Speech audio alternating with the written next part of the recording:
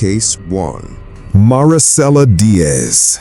On a cold, unforgiving night in rural Hanson County, South Dakota, the life of 16-year-old Jasmine Guerra was snuffed out in a brutal act of betrayal.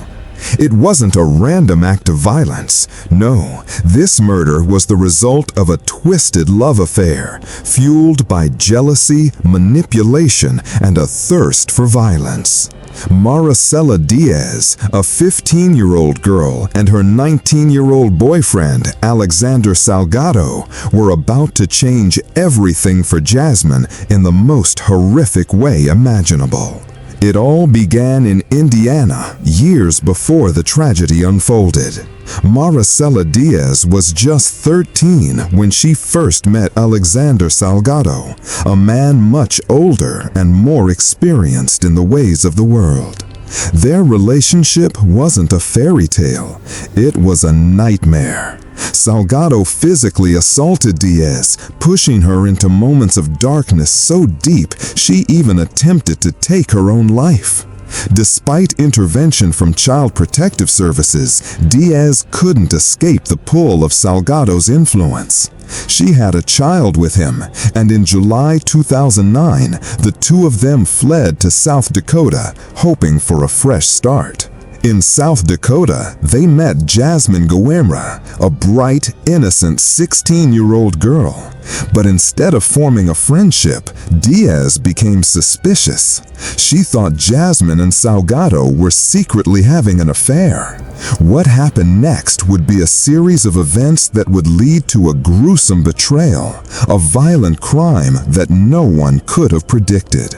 On the fateful day, Diaz played the part of the friendly acquaintance, asking Jasmine for a ride to Walmart under the guise of needing lighter fluid for a cookout or bonfire.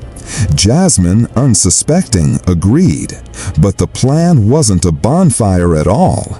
It was a carefully calculated trap. They drove out to a remote, desolate area. There, Salgado and Diaz turned on Jasmine with a brutality that was almost unimaginable. They stabbed her multiple times, her screams echoing through the cold night air. But they didn't stop there. They shoved her lifeless body into the trunk of her own car. The pair set the car on fire, but the worst part? Jasmine was still alive when the flames began to consume her. The lighter fluid they had bought together was the very same that they used to ignite the inferno that would be the end of Jasmine's young life. The autopsy later confirmed that Jasmine didn't die from the stab wounds. It was the smoke inhalation that ultimately killed her. The fire that destroyed the car was reported by locals, and when authorities responded, they discovered the unimaginable. Jasmine's body was found in the trunk, charred beyond recognition. It didn't take long for the police to arrest Diaz and Salgado. Alexander Salgado, already a convicted criminal, pleaded guilty to second-degree murder and was sentenced to life without parole. But Marisela Diaz's case was far from over. Diaz's trial would draw attention for its shocking details. Her defense claims she was under Salgado's control, a pawn in his twisted game. She was young, they argued, and had suffered years of abuse. But the prosecution was relentless. They showed that Marisela Diaz wasn't an innocent bystander. She participated actively in the murder, driving the car, luring Jasmine to her death, and even helping set the car on fire. In 2015, after a long and emotional trial, Diaz was convicted of first-degree murder and kidnapping. The jury's decision was clear. This was no accident, no impulsive act of passion. It was cold-blooded, premeditated murder. Marisela Diaz, just 15 years old at the time of the crime, was sentenced to 80 years in prison. The judge's words were a harsh reminder of her actions. "You've taken an innocent life, and in doing so, you forfeited yours in many ways. As of 2025, Diaz remains locked away in a South Dakota prison, the tragic events of that night haunting not just her, but an entire community. She'll be eligible for release in her 90s, her life, in many ways, already over. Marisella Diaz may have been young, but the coldness she displayed on that night was enough to steal the life of a promising young woman. There are no winners in this story, only broken lives and a brutal act of violence that will forever be remembered. Case 2. Paris, Mayo. On the evening of March 23, 2019, in the small town of Rossignol, Herefordshire, a chilling crime was unfolding behind the closed doors of a seemingly ordinary family home. 15-year-old Paris Mayo, alone in the living room, gave birth to a baby boy. Her parents and brother were upstairs, unaware of the nightmare unfolding below. The child, named Stanley, would soon become the victim of a crime so horrific it would shock the entire nation. Paris, a young girl studying childcare, had always been around children, but what no one knew was that she had been hiding a pregnancy she hadn't even realized she had. In court, she would claim she didn't know she was pregnant until just before the birth.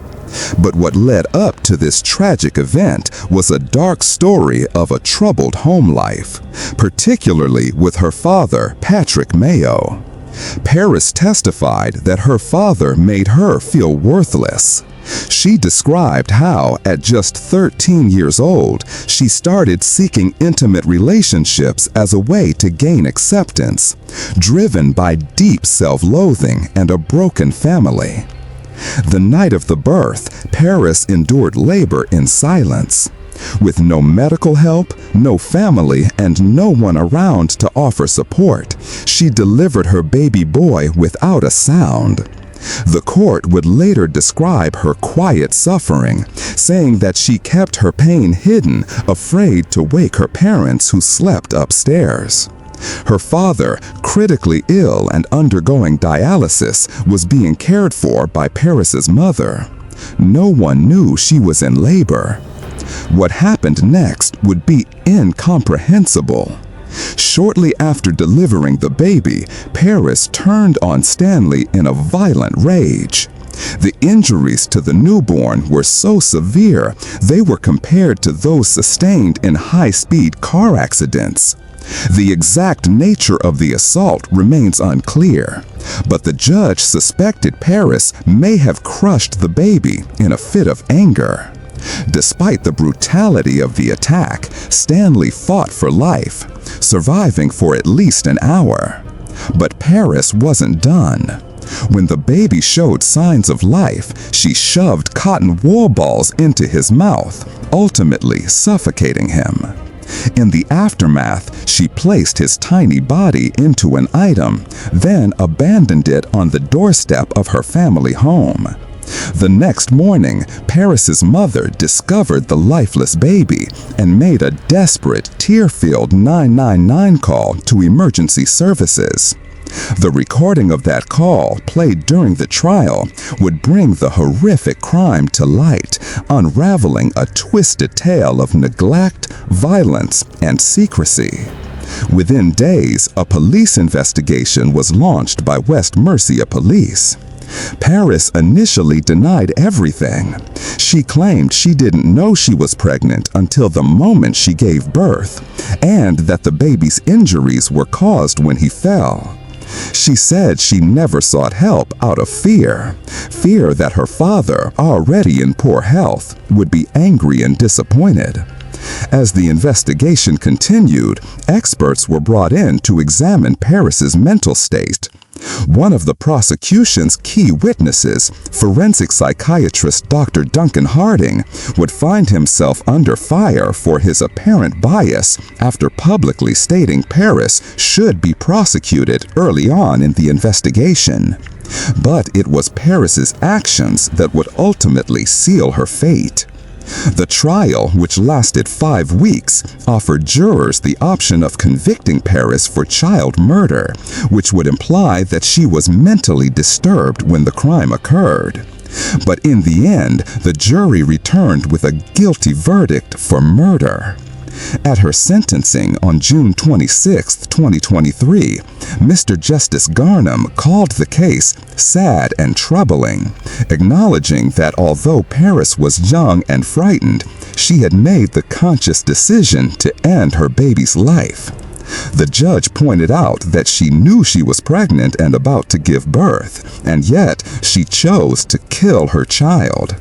While the murder wasn't planned, it was a deliberate act in the moment, and the judge didn't hesitate to point out the aggravating factors: the extreme vulnerability of Stanley and the betrayal of trust between a mother and her child.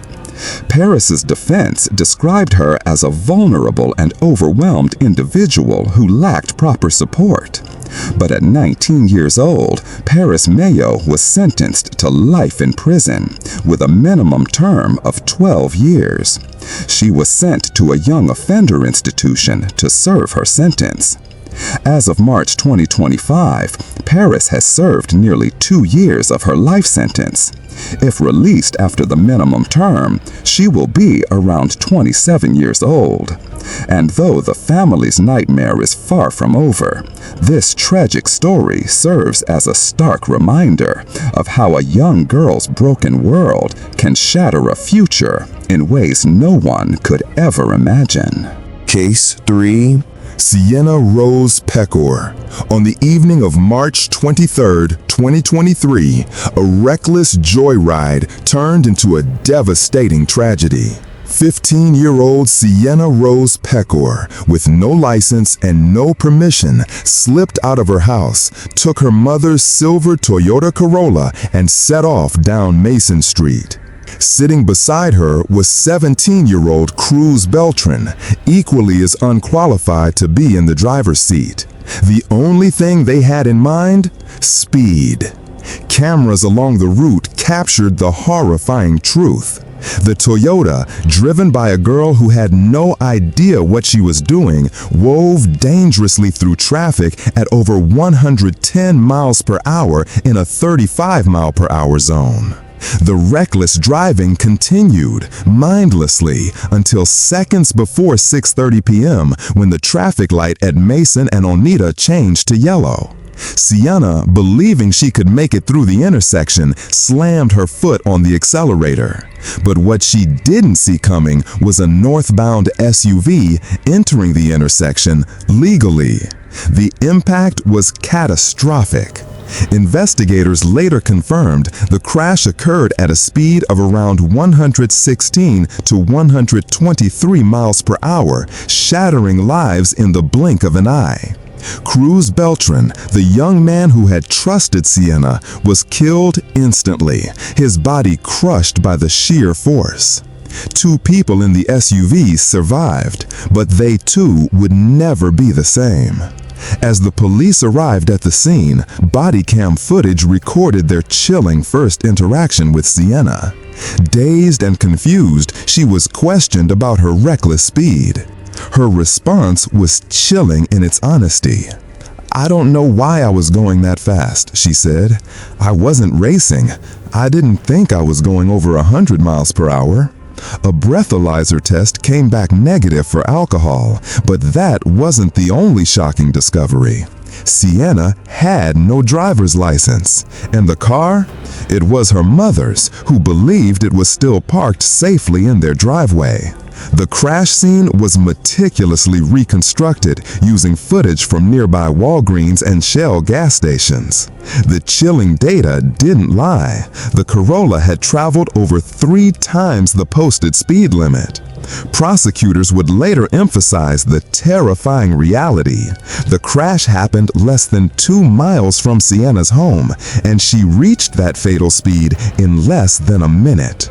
Because Wisconsin law treats homicide-related charges seriously for those 10 and older, Sienna was arrested and booked into Brown County Jail. The charges: first-degree reckless homicide, first-degree recklessly endangering safety, hit-and-run involving death, and taking a vehicle without consent. A judge ordered she be housed in an isolated juvenile block within the adult facility. In February 2024, after intense negotiations, Sienna pleaded guilty to second-degree reckless homicide and second-degree recklessly endangering safety. The remaining charges were dropped but read in for sentencing. At the hearing, Sienna's words were as simple as they were heartbreaking. "I accept responsibility." On April 12, 2024, the court delivered its sentence: 9 years behind bars. The judge, acknowledging Sienna's age and unstable home life, expressed that she had shown remorse for her actions. But Sienna, struggling to hold back tears, addressed the court. "I understand there are consequences for every action, and I will carry this forever," she said. "My intentions were never to hurt anyone. I am not the person this makes me out to be." The gallery was filled with Cruz Beltran's family. His 2 sisters, broken by grief, read heartfelt statements about the years of birthdays and holidays they would spend without their brother. But it was Cruz's mother, Michelle Sana, whose words cut through the courtroom.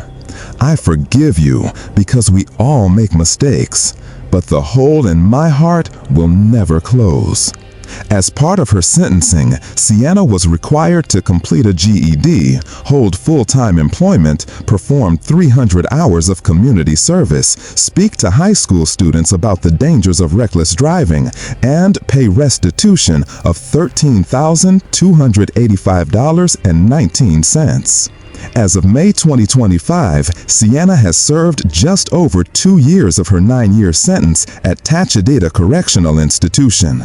With 6 years and 10 months still remaining, she will begin 6 years of extended supervision once she is released.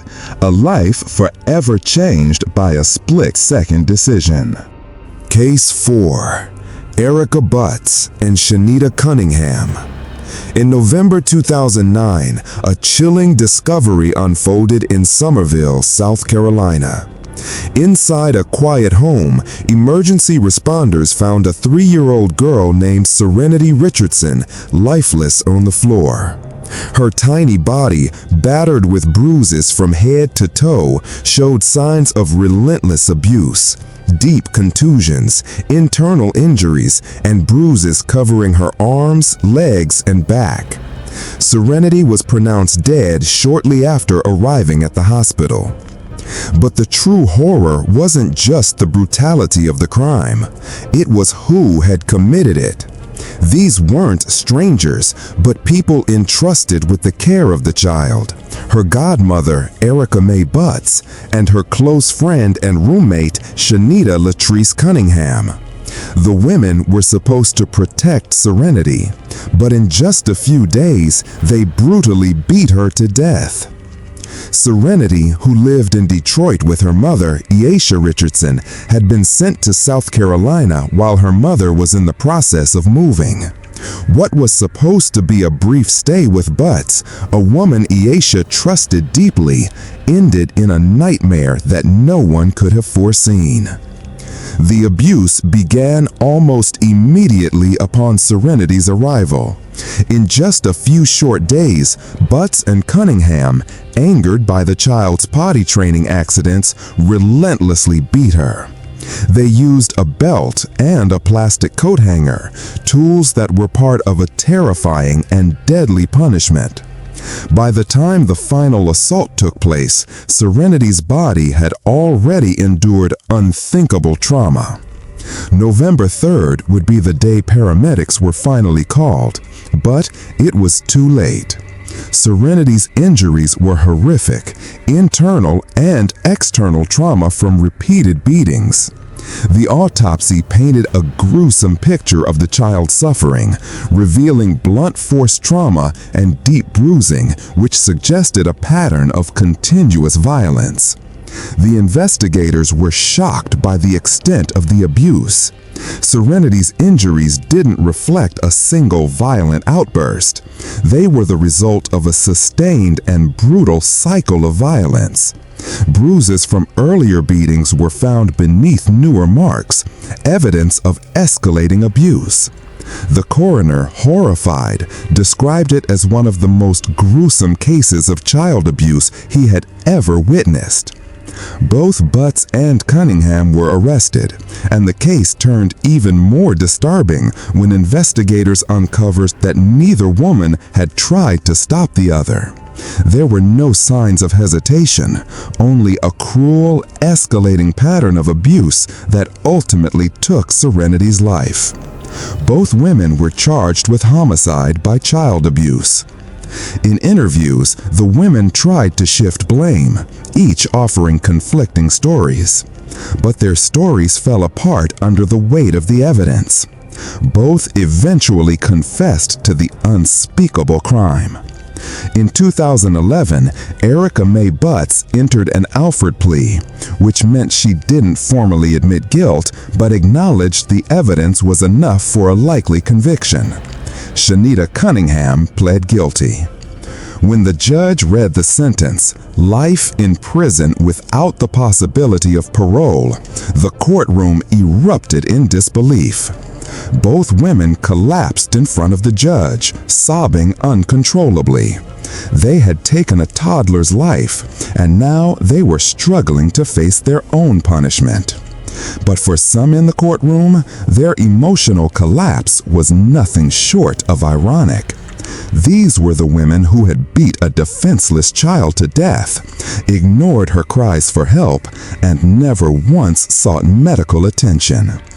The judge's words were unflinching.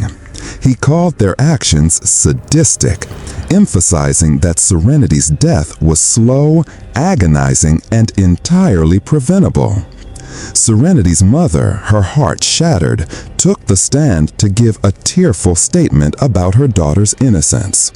She spoke of Serenity's sweetness, her smile, and the things she loved. She also spoke of the guilt she would carry for the rest of her life, for trusting these women with her precious child. The case sent shockwaves across the nation, not just because of the brutality, but because it exposed how often children endure suffering in silence. It was another grim reminder of how easily trust can be weaponized, and how sometimes those we trust most can become the very ones who harm us. There were no red flags. Serenity's mother had known Butts for years. They had grown up together in Detroit, and there was no history of violence. There were no criminal records, no hints of danger, just the quiet hope that Serenity would be safe, loved, and cared for. But instead, Serenity was brutally murdered, hundreds of miles from her mother, with no one to protect her in her final moments. Today, Butts and Cunningham remain behind bars, serving life sentences without the possibility of parole. Their names will forever be tied to a case that left even seasoned investigators shaken. But the name that will endure is Serenity, a little girl who never had the chance to grow up, who never saw her first day of school, and whose second chance was stolen from her. Her name has become a symbol of vigilance in South Carolina's child protection community, a constant reminder that we must never let our guard down, even when the people we trust the most are in charge of our children's safety. Case 5. Tylar Witt. In the upscale, quiet neighborhood of El Dorado Hills, California, a heinous crime shook the community to its core. On the night of June 11, 2009, a loving mother was brutally murdered in her own home by the very person who should have loved her most, her daughter. Tylar Witt, just 14 years old, and her 19-year-old boyfriend, Stephen Culver, would leave behind a twisted tale of obsession, manipulation, and a chilling desire to escape that led to an irreversible tragedy. Joanne Witt, an accomplished engineer for the California Department of Transportation, had always been a devoted mother to her only child. Tyler was artistic, intelligent, and lived a relatively comfortable life, nurtured under Joanne's loving but firm guidance. However, their bond would be shattered by a series of dark revelations that unfolded in the spring of 2009. It was then that Joanne discovered her daughter's involvement with Stephen Culver, a troubled 19-year-old with no clear direction in life. Stephen had initially presented himself as a house guest staying with the Witts while going through a difficult time, but he was secretly having an affair with the underage Tyler. Joanne, horrified by the discovery, confronted both of them, forbidding their relationship. When this didn't work, she contacted the authorities and reported Stephen for statutory rape, even going as far as providing Tyler's diary, which detailed their forbidden relationship. This would mark the beginning of Joanne's tragic fate. To Tyler and Stephen, Joanne had become an obstacle to their twisted love, a barrier they felt needed to be removed. The couple, now consumed with hatred toward Joanne, hatched a plan not only to escape, but to kill her and end their lives in a suicide pact. The plot was chilling in its calculated nature. On June 11, Tyler drugged her mother's drink with sleeping pills, and Joanne, unsuspecting, went to bed. In the dead of night, Stephen snuck into the house through an unlocked door, allegedly opened by Tyler herself, and entered Joanne's bedroom with a large kitchen knife. He attacked her with savage force, stabbing her over 20 times. The blood spattered across the bed and walls as Joanne fought for her life. Her hands were marked with scratches and bruises, evidence of her desperate attempts to fend off her attacker. But it was futile. Joanne succumbed to her injuries and died alone in her bed. In the aftermath, rather than acting out of fear or panic, Tyler and Stephen remained eerily calm. They turned down the thermostat to slow the decomposition of the body, switched off the lights, and left the house, taking money, clothes, a laptop, and a suicide note with them. The note, a bizarre declaration of love, detailed their plans to die together. They then traveled to San Francisco, using Joanne's credit card to check into a hotel where they spent the next few days watching movies, ordering food, and preparing to end their lives. Among the items found in their room were rat poison, sleeping pills, and a copy of Donnie Darko, a film about time travel and death. When their suicide attempt failed, the couple fled, trying to blend in with the homeless community. Back home, Joanne's absence from work prompted a welfare check. Inside her home, police discovered her body, and suspicion quickly fell on Tyler. The investigation revealed a much darker story than anyone could have imagined. A manhunt ensued, and within days, Tyler and Stephen were located near San Francisco International Airport. They were arrested without resistance. During their interviews, both tried to shift the blame. Tyler claimed that Stephen was the sole perpetrator, while Stephen said he was manipulated by Tyler, who had threatened suicide if he didn't comply. But evidence, including journal entries and text messages, revealed a disturbing obsession from Tyler, who had repeatedly expressed her desire to see her mother dead. Faced with the weight of the evidence, Tyler agreed to a plea deal, pleading guilty to second-degree murder in exchange for a lesser sentence. She was sentenced to 15 years to life in prison. Stephen was convicted of first-degree murder and sentenced to life without parole. In a letter to the court, Tyler expressed deep regret, writing, "I made the worst mistake of my life. My mom loved me, and I took her away. I will never forgive myself." Today, Tylar Witt remains in prison. Reports suggest she has shown an interest in studying psychology and has even begun mentoring younger inmates. Whether she will ever be granted parole remains uncertain. Joanne Witt is remembered by her family and friends as a loving and intelligent woman who gave her life to her daughter. And her murder has left a scar on the El Dorado Hills community. This tragic case serves as a chilling reminder of the dangers of unchecked emotional manipulation, the destructive power of obsession, and a mother's ultimate sacrifice to protect her child.